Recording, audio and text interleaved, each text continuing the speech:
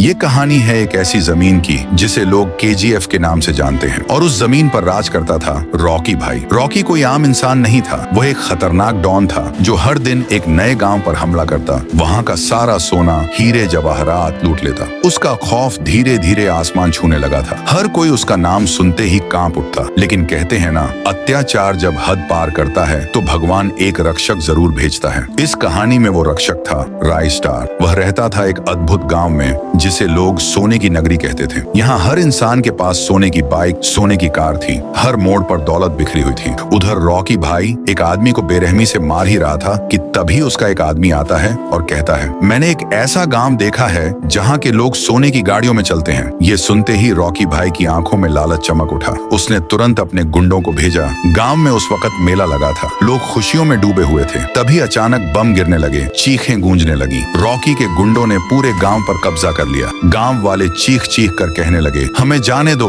लेकिन उन दरिंदों को कोई रहम नहीं आया। गांव के एक कोने में छिपे हुए थे ज्ञान भाई। उन्होंने ये सब अपनी आंखों से देखा और सीधा दौड़े राइस्टार के घर। राइस्टार किसी से बात कर रहा था। तभी ज्ञान भाई हांफते हुए अंदर आते हैं। राइस्टार पूछता है, क्या हुआ ज्ञान? बहुत परेशान लग रहे हो। ज्ञान भाई बोलते हैं, गांव पर हमला हो गया है, जल्दी चलो वरना सब मारे जाएंगे। राइस्टार बिना एक पल गंवाए अपनी लैम्बोर्गिनी निकालता है और दौड़ पड़ता है। उधर गांव में एक गुंडा हंसते हुए बोलता है, अब कौन बचाएगा इन सबको? तभी एंट्री होती है राइस्टार की। जैसे ही आता है, दो गुंडों को हवा में उछाल देता है, तीसरे को पकड़ता है और कहता है, जाकर अपने बॉस से कहना जिस गांव पर वो कब्जा करना चाहता है उसका रक्षक मैं हूँ। वो गुंडा डर से कांपता हुआ भागता है और रॉकी भाई को सारी बात बताता है। रॉकी भाई गुस्से में दहाड़ता है, किसकी इतनी हिम्मत कि मुझे चैलेंज करे? अब तो उसे जिंदा नहीं छोड़ूंगा। अगले दिन फिर से हमला होता है, लेकिन इस बार हथियार नहीं, जंगल से निकले खूंखार जानवर गांव पर टूट पड़ते हैं। तबाही मच जाती है। सैकड़ों लोग मारे जाते हैं। सिर्फ ज्ञान भाई और कुछ लोग ही बचते हैं। रॉकी भाई जोर से चिल्लाता है, कहाँ है तुम्हारा हीरो राइस्टार? ज्ञान भाई गुस्से में जवाब देते हैं, अगर वो आ गया